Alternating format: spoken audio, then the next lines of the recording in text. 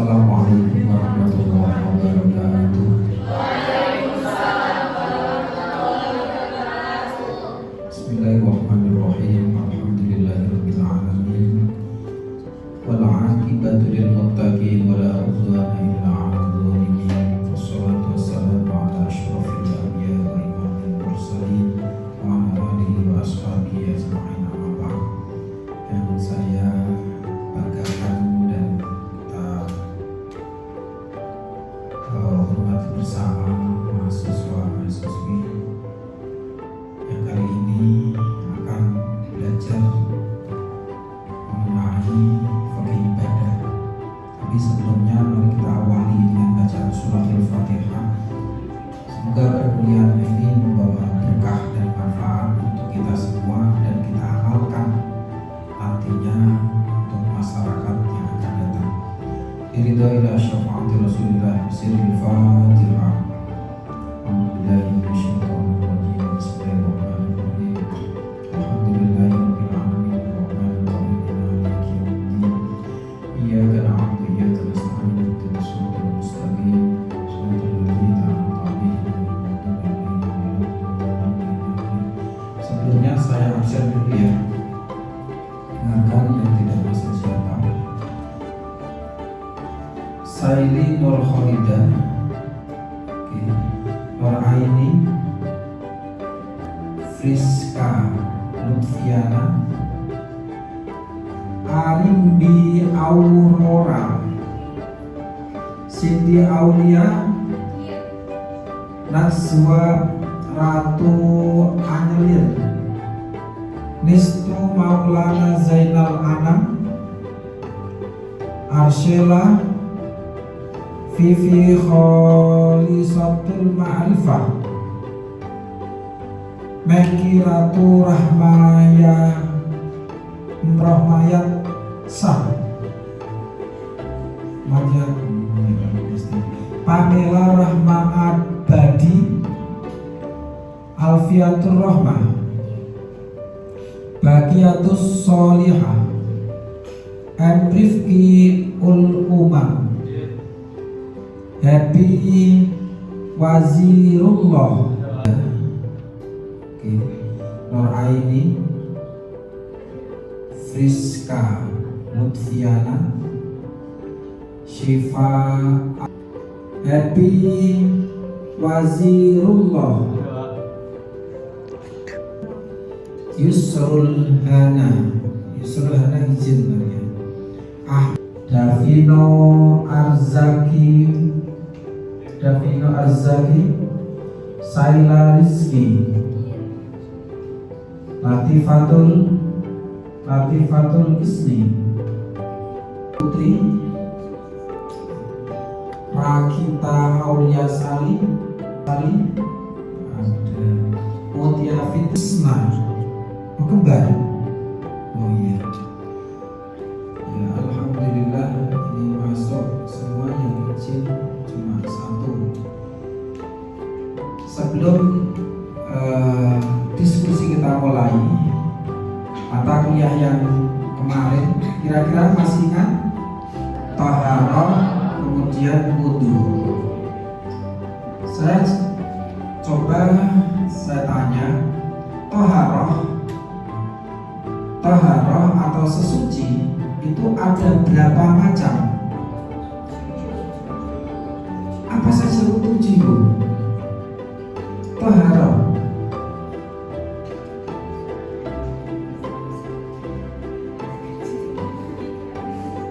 Yang kamu tuju, yang jadi taharah itu kemarin ada 3. Satu, ketika hadas besar kamu harus wudu atau tayamum. Oh mandi, benar. Berarti masih ingat. Jadi ketika hadas besar itu harus mandi dan tayamum. Ya. Niatnya tayamum masih ada yang ingat? Apa?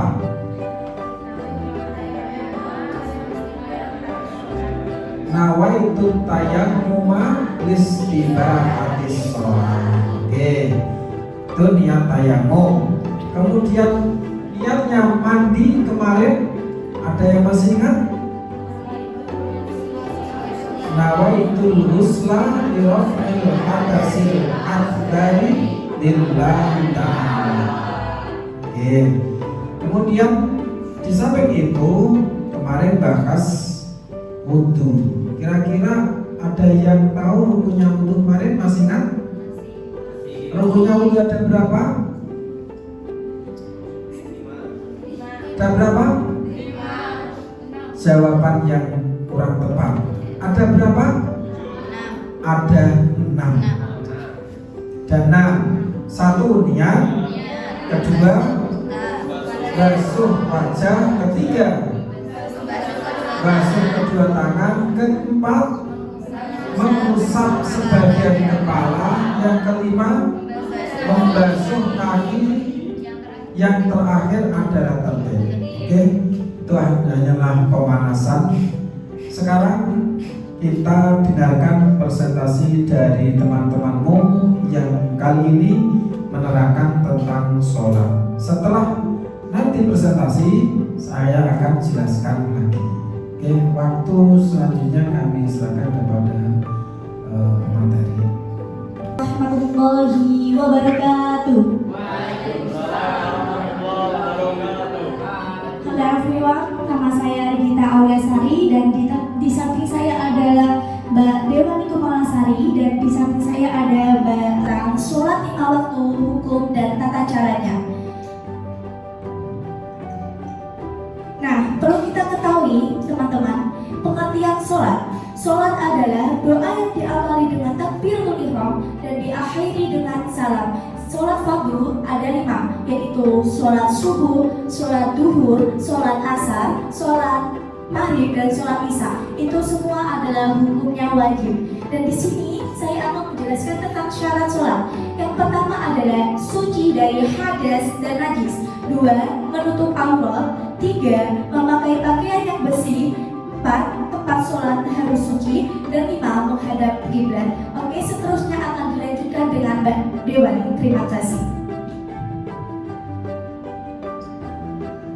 Baik, saya melanjutkan materi dari teman saya Regita. Tentang sholat 5 waktu. Yang pertama, wudhu, kemudian menghadap kiblat, takbiratul ihram, membaca doa iftitah, membaca surat Al-Fatihah, membaca ayat Al-Quran, rukuk, iktidal, sujud, duduk di antara 2 sujud, bersujud lagi, duduk tasyahud awal, duduk tasyahud akhir, dan mengucapkan salam. Jadi kemudian dari selanjutnya akan dibacakan oleh Alfiyah Rohman. Oke, selanjutnya hukum sholat 5 waktu.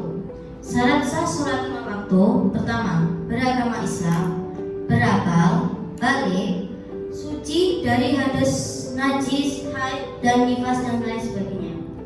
Rukun sholat: niat, berdiri bagi yang mampu, takbiratul ihram, melafalkan surat Al-Fatihah, rukuk atau merukuk dengan tumanina, i'tidal, sujud, duduk di antara 2 sujud, sujud kedua dengan tumanina, tasyahud, melafalkan sholawat Nabi Sallallahu Alaihi Wasallam, salam. Itu saja yang kami presentasikan. Selanjutnya saya kasihkan ke Mbak Regita.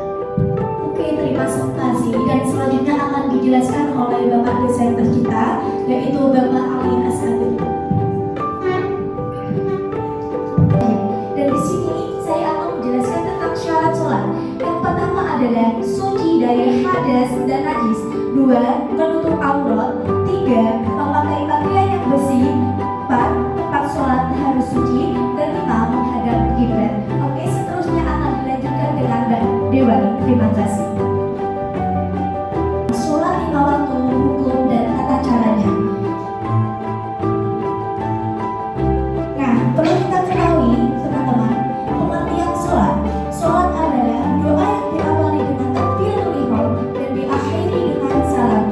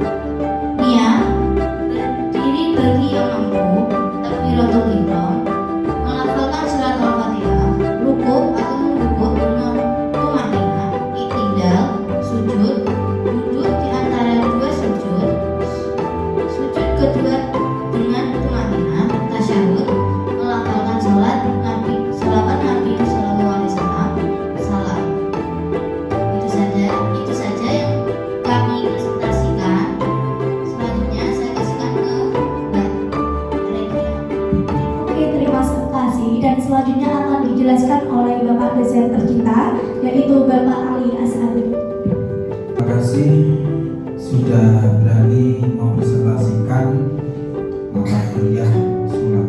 Saya akan kuatkan mengenai sholat.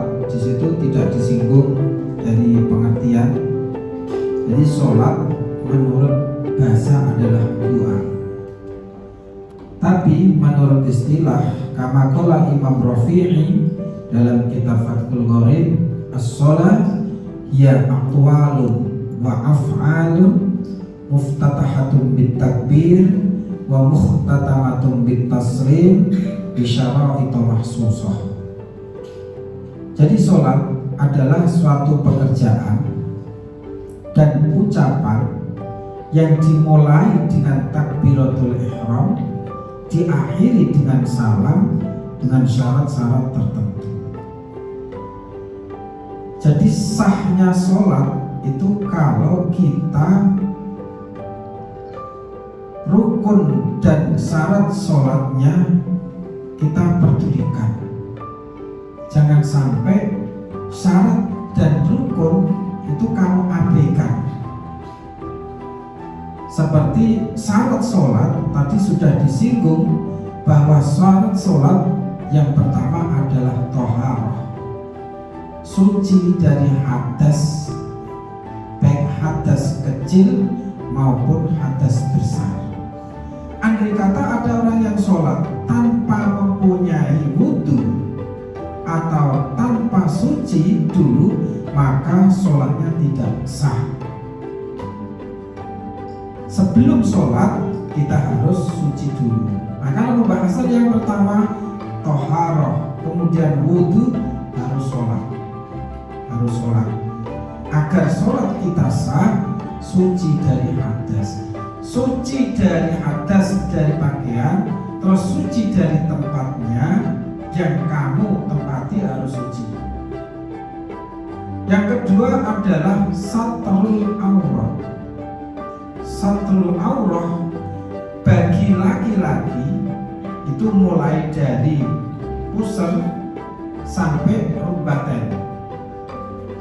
Tapi alangkah baiknya dan menurut akal, menurut akhlak, walaupun ada yang demikian mengatakan demikian, kita harus pakai topi, kemudian pakai baju, paling tidak pakai sarung.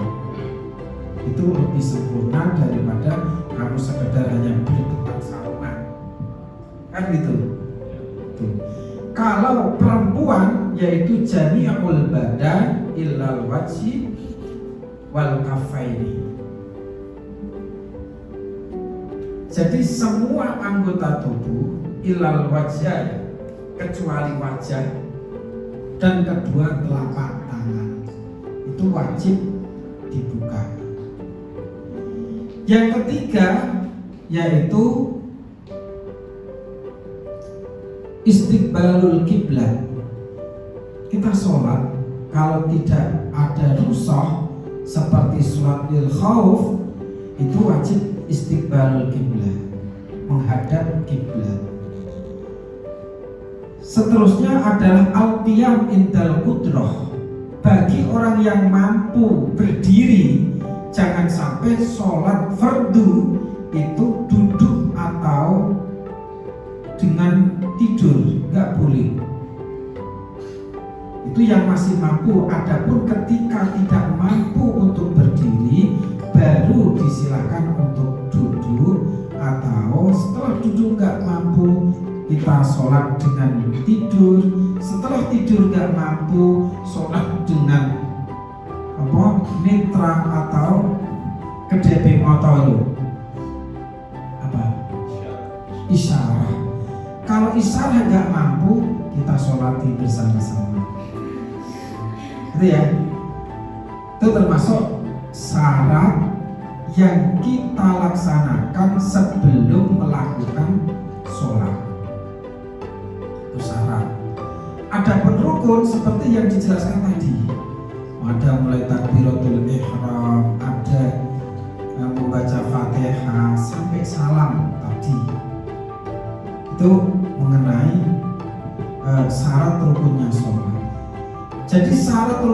sholat kalau kita penuhi, insya Allah sholat kita sah.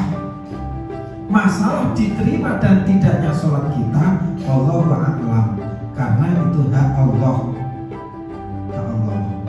Jadi yang kita tekankan adalah yang penting ada syarat rukunnya sholat.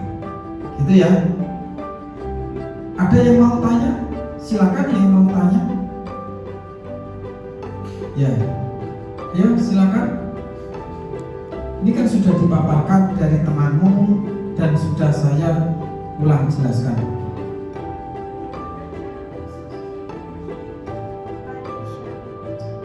Yang menggunakan isyarat itu orangnya itu lumpuh, yang bertanggung jawab untuk membersihkan orang yang lumpuh atau sudah beberapa tahun adalah dari anak-anaknya.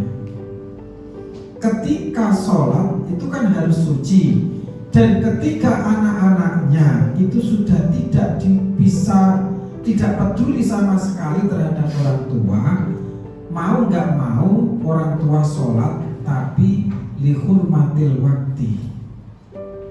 Lihurmatil wakti itu tidak harus suci, karena menghormati waktu sebisanya. Biasanya kalau sudah tua, renta, dan tidak ada yang peduli, mau tayamum biasanya sudah tidak mampu, tidak kuasa, kemudian mau wudu, apalagi mau wudu juga tidak ada yang peduli, maka kita gunakan sholat dihormati waktu. Gitu ya. Asal setiap waktu sholat jangan sampai ada waktu yang tersisa tidak melakukan sholat. Sebisanya, yang penting tidak tinggalkan sholat. Itu ya. Ada lagi?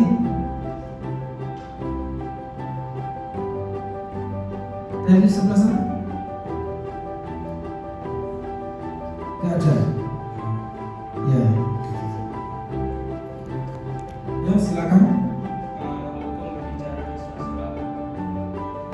Hukum berbicara di sela-sela wudu, hukumnya makruh. Jadi ketika kita sholat, ketika kita wudu, gunakan waktu seefisien mungkin mulai dari awal. Jangan sampai ketika wudu jago atau wudu sambil merokok, balbul itu makruh ya. Maka hindarilah sifat-sifat semacam itu. Kalau niat, kalau wudu, yang lebih afdol ketika kamu wudu mulai dari awal itu konsentrasi. Dan wudu ketika basuh atau mencuci tangan, seperti di kitab Muraqiul Ubudiyah disunahkan ada beberapa doa yang kita kumandangkan. Ketika mencuci tangan, doanya Allahumma hfadz yadi an jami'i ma'asika kulliha. Ya Allah, sungguh Kau mau menjaga tanganku agar tidak melakukan kemaksiatan terhadap dirimu. Kemudian kita al-madmadah atau kekemu, berkumur. Ketika kita berkumur juga disunahkan untuk berdoa. Ada yang tahu doanya? Ada yang pernah dengar? Gak ada. Doanya ketika kita berkumur, Allahumma a'inni ala dzikrika wa syukrika wa husni ibadatik. Bisa? Ayo baca bersama-sama. Allahumma a'inni ala dzikrika wa syukrika wa husni ibadatik. Saya ulangi bersama biar kompak. Allahumma a'inni ala dzikrika wa syukrika wa husni ibadati. Artinya, ya Allah, semoga Engkau memberi pertolongan kepada saya, ala dzikrika, agar selalu ingat kepadamu, wa syukrika, dan mensyukuri atas nikmat yang Engkau karuniakan kepadaku, wa husni ibadatik, dan agar selalu bisa memperbaiki ibadah-ibadahku. Dalam doa, ketika kita bergumul, ada 3 faktor. Yang pertama, agar hati kita selalu dzikir kepada Allah. Faktor yang kedua, wa syukrika, mensyukuri atas karunia, atas nikmat yang diberikan oleh Allah kepada kita semua. Wa husni ibadatik, itu faktor yang ketiga, agar semakin tua semakin bisa memperbaiki ibadah kita terhadap Allah Subhanahu wa Ta'ala. Jadi ketika kita wudhu kemudian diselingi dengan doa-doa semacam itu, insya Allah dalam wudhu kita tidak ada kesempatan untuk ngomong. Itu kira-kira sudah dilaksanakan belum? Biasanya tidak diajari sampai gitu. Ketika basuh wajah, setelah niat juga kita harus berdoa. Kalau bisa, itu kan masnunat atau kesunahan. Doa ketika basuh wajah, Allahumma bayyid wajhi binurika yauma tabyaddu wujuhu awliyaik wa la tusawwid wajhi bidzulmatika yauma taswaddu wujuhu a'daik. Jadi semua anggota wudu kita itu ada doanya masing-masing, tapi jarang yang menggunakan seperti itu. Biasanya akhir doa, asyhadu an la ilaha illallah wahdahu la syarikalah wa asyhadu anna muhammadan abduhu wa rasuluh, Allahumma ja'alni minat tawabina wa ja'alni minal mutatahhirin wa ja'alni min ibadikas sholihin. Itu rata-rata, tidak ada basuh tangan doanya apa, basuh kaki doanya apa. Biasanya itu hanya takmir atau untuk menyempurnakan wudhu kita. Gitu ya. Ya, demikianlah perkuliahan kali ini. Semoga membawa berkah dan manfaat, dan amal ibadah kita